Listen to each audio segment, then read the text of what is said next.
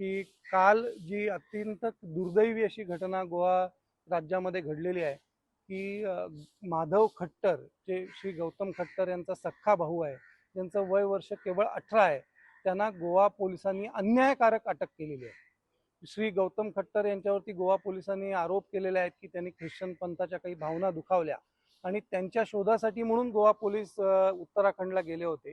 ते घरी सापडले नाहीत, ती व्यक्ती घरी मिळत नाही, म्हणून गोवा पोलिसांनी त्यांना नोटीस देण्याच्या ऐवजी तेथे त्यांच्या घरामध्ये जो 18 वर्षाचा त्यांचा सख्खा भाऊ होता, जो LLBच्या प्री फर्स्ट इयरला आहे, आपण कल्पना करू शकता की वय वर्ष 18, कॉलेजचं पहिलं वर्ष, त्या मुलाला कोणताही त्याचा संबंध नसताना गोवा पोलीस उचलून घेऊन आले, विशेष विमानाने घेऊन आले आणि त्याला अटक केली। आणि त्याच्यावरती आरोप काय ठेवला तर त्या मुलांनी गौतम खट्टर यांना भाषण लिहून दिलं। अरे वा, ही कुठली गोष्ट आहे?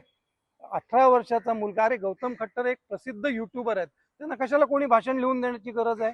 पण केवळ ख्रिश्चनांना दाखवण्यासाठी की बघा आम्ही किती संवेदनशील आहोत, आम्ही कशा पद्धतीने आम्ही हिंदू युवकांचा अटक करतोय, तुमच्या भावनांचा आदर राखतोय, हा दिखावा करण्यासाठी एका हिंदू युवकाचा बळी गोवा राज्याच्या पोलिसांनी दिलेला आहे। आणि याचा सनातन संस्था आणि सर्व हिंदुत्ववादी संघटना तीव्र शब्दामध्ये निषेध करतायत। आम्ही याच्यावरती आंदोलन उभारू। सर्व हिंदुत्ववादी संघटनांच्या भावना प्रक्षुब्ध आहेत, हे गोवा सरकारने लक्षात घेतलं पाहिजे। अशा प्रकारे तुम्ही हिंदूंवरती अन्याय करू शकणार नाही। आणि त्याच वेळेला ज्या वेळेला अशा प्रकारे तुमचा प्रोएक्टिव्हनेस हिंदुत्ववादी संघटनांच्या बाबतीत किंवा युवकांच्या बाबतीत आहे, त्याच वेळेला हे गोवा पोलीस ख्रिश्चन लोक या घटनेचा निषेध करण्यासाठी सोशल मीडियावरती देवी देवतांवरती अश्लाघ्य टीका करतायत, माता सीतेवरती टीका करतायत, प्रभू श्रीरामचंद्रांवरती अतिशय घाणेरड्या भाषेमध्ये जाऊन टीका करतायत। त्यांना अटक सुद्धा करत नाहीयेत, त्यांच्या घरी सुद्धा पोहोचत नाहीयेत।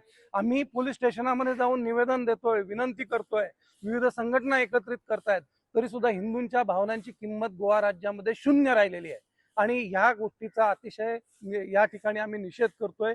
आम्ही उत्तराखंडचे मुख्यमंत्री माननीय पुष्कर धामी यांना देखील विनंती करतोय की उत्तराखंडचा एक युवक आज तुरुंगामध्ये आहे, आपण या प्रकरणामध्ये लक्ष घाला, हा अन्याय आपण वेळीच थांबवा, या मुलाचं आयुष्य उद्ध्वस्त होत आहे ते वाचवा आणि कायद्याला जे काही आहे ते प्रोसिडिंग करू दे, परंतु अशा प्रकारचा अन्याय हिंदुत्ववादी संघटना कदापि सहन करणार नाहीत। एवढीच गोष्ट मी या ठिकाणी सांगू इच्छितो। पुन्हा एकदा गोवा सरकारला हात जोडून विनंती आहे की वेळीच आपण या ठिकाणी लक्ष द्या। आपल्या राज्यामध्ये हिंदुत्ववादी राज्य आहे, अशा राज्यामध्ये असा अन्याय होऊ नये हीच अपेक्षा आहे।